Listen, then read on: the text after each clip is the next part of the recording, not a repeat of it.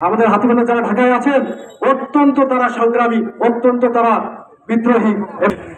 আজকে আওয়ামী লীগ সরকার এই ইতিহাসকে বিকৃত করতে চেয়েছিল, আমাদের শহীদ জিয়াউর রহমানের নাম ইতিহাস থেকে মুছে ফেলতে চেয়েছিল, কিন্তু এই দাবিদার সরকার সেটা পারেনি। এই ফ্যাসিস্ট হাসিনা ভারতের উপর ভর করে গত 15টি বছর আমাদেরকে শোষণ করেছেন, নির্যাতন করেছেন, আমাদের প্রতিটা কর্মী নেতা কর্মীদের মামলা করেছেন। আপনারা সেটা কয়েকদিন আগে জেনেছেন। আমি শুধু একটা কথা বলবো, গত 4 তারিখে এখানে যারা আন্দোলন করেছেন সবাইকে আমি দেখেছি ঢাকা থেকেই, তাদের প্রত্যেকে আমি আমার প্রাণ ঢালা শুভেচ্ছা জানাচ্ছি।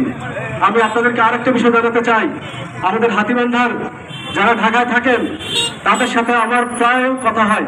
যেমন আমাদের এই যে আমাদের যুবদলের যুবদলের নেতা আমাদের আদর ভাইয়ের মেয়ে শান্তিতা অরণ্যা, সেদিন আমরা 5 তারিখে ঠিক 10:30টার সময় যখন বিডিআর আর্মি পুলিশ গুলি করার জন্য আমাদেরকে রেডি হচ্ছিল, ঠিক তখন আমরা বিজ্ঞান 1 নম্বর গেট অর্থাৎ স্টামফোর্ড ইউনিভার্সিটির সাথে অরণ্যা আমাকে দেখে দৌড় দিয়ে চলে আসলো। আমি তাকে দেখে অত্যন্ত খুশি হলাম। তখন আমরা বললাম সর্বোচ্চ 120 জন আছে। আমরা মিছিল নিয়ে গেলাম, কাকরাইল পর্যন্ত যেতে গেলাম, তখন দেখি আর্মিরা আমাদের যেতে দিচ্ছে না। অরণ্যাকে ফোন দিলাম, অরণ্য তুমি কোথায়? তারপরে আমরা চলে আসলাম আবার মিছিল নিয়ে শান্তিনগরে।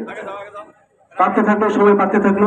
আস্তে আস্তে খবর আসলো ফ্যাসিস্ট হাসিনা পদত্যাগ করবেন, আমাদের সেনাপ্রধান ঘোষণা দিবেন। আমাদের আরেকটি মেয়ে আছে নুসরাত মিম, সে ঢাকা ইউনিভার্সিটি থেকে এবারে পাশ করছে। সে প্রথম মেয়ে যে ওই দিন ঢাকা শাহবাগে প্রথম গিয়েছিল 5 তারিখে। তাহলে আমাদের হাতিবান্ধার ইতিহাসটা কোথায় লেখা আছে আপনারা বুঝেন? আমাদের হাতিবান্ধা যারা ঢাকায় আছেন অত্যন্ত তারা সংগ্রামী, অত্যন্ত তারা বিদ্রোহী এবং এই ফ্যাসিস্ট হাসিনা সরকারের জন্য তারা জীবন দিতে প্রস্তুত। আমি সর্বশেষে যারা আপনার সবাই আছেন সবাইকে বলবো, আপনাদের যে দোয়া করি, আপনারা যে দোয়া করবেন, আমরা সবাই ভাই ভাই ইনশাল্লাহ। আগামীতে সবাই আমরা এক এবং ঐক্যবদ্ধ। সবাইকে ধন্যবাদ। আগামীকাল ইনশাল্লাহ আবার দেখা হবে। সবাইকে ধন্যবাদ। আসসালামু আলাইকুম। হিন্দু ভাইদের প্রতি আদাব।